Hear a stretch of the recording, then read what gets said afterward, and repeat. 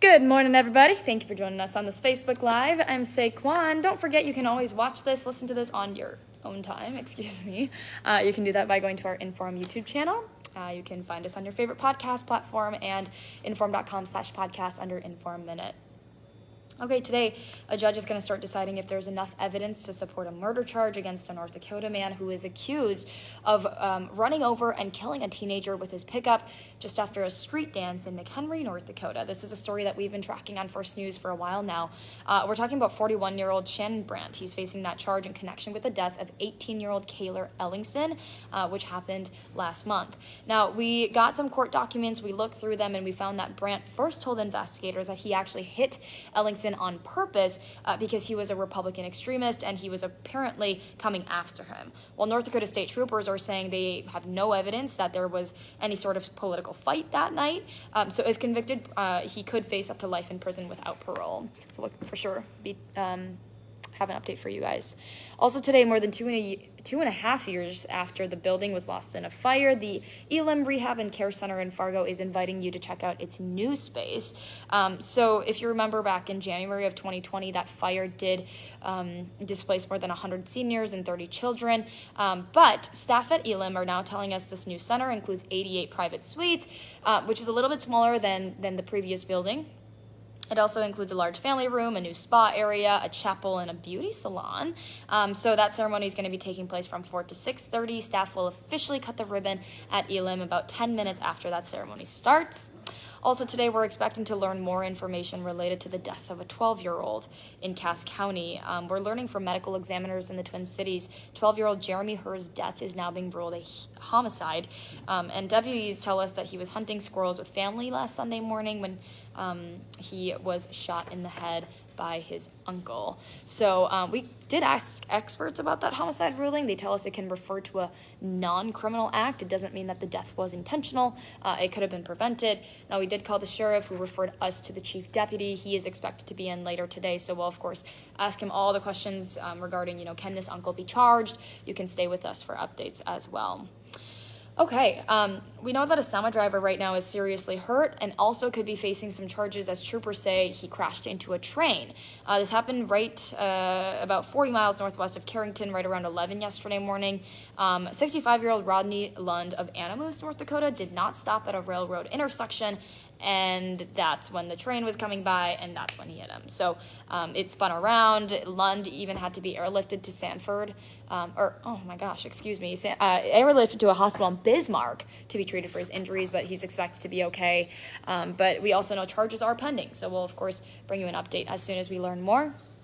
And right now, a North Dakota judge who blocked the state's abortion ban, as the state's only abortion clinic appeals it, has been ordered to take another look at his decision. So the state Supreme Court just told Judge Bruce Romanek to do that, considering the chances that the Red River Women's Clinic is successful in appealing that ban. Now, the clinic, of course, has moved to Moorhead since, but it argues North Dakota's constitution grants the right to abortion. So that judge now has to respond to the Supreme Court's request by Monday. Detroit Lakes is putting its American Rescue Plan Act funding to use, and it's putting more money actually into the pockets of people who live there, at least some. So the city council did vote to use $450,000 of the city's $1 million in funding to put towards special assessments. This is going to be It's windy out there this morning. Lydia is on right now.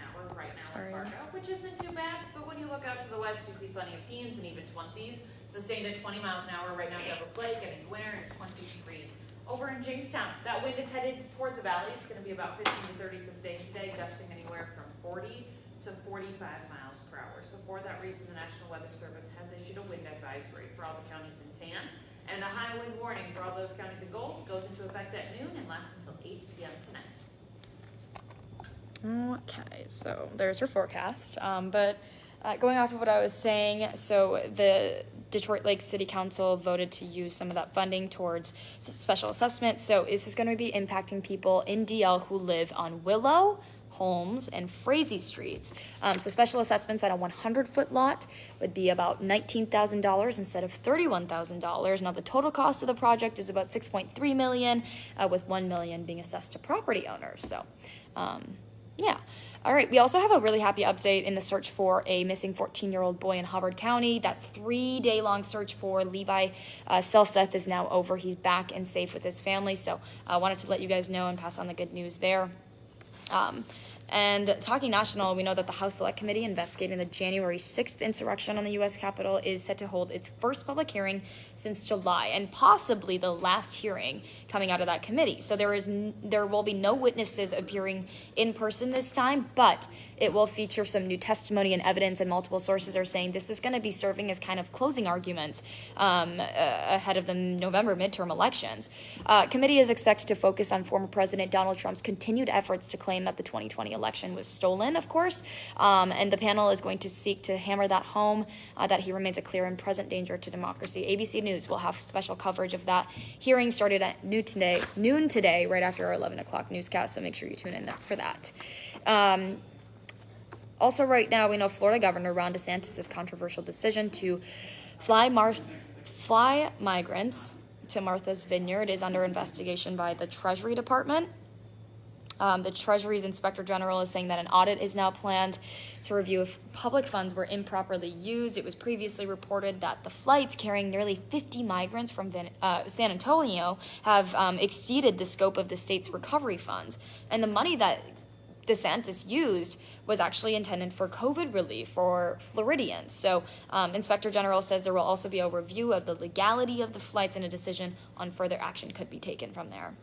All right, Hot Mic with Dom Izzo, 9 to 11, WDAY Extra, Inform.com. Dom's got a lot of great guests on all the time, lots of sports knowledge, so make sure you tune in on his show this morning.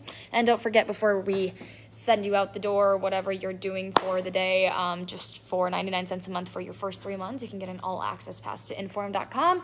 Just go on Inform.com/subscribe to get that deal.